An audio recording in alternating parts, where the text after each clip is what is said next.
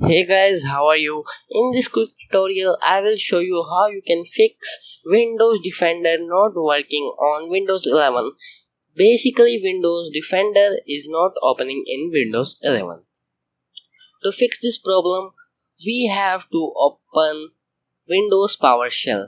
So search in search box PowerShell.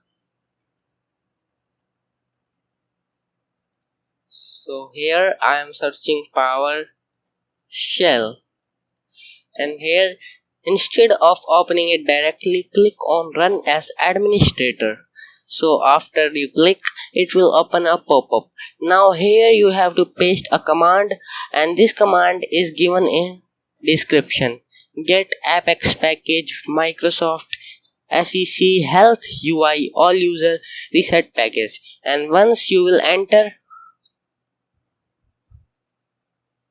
you will see this notification, and your Windows Defender will now work fine in Windows 11.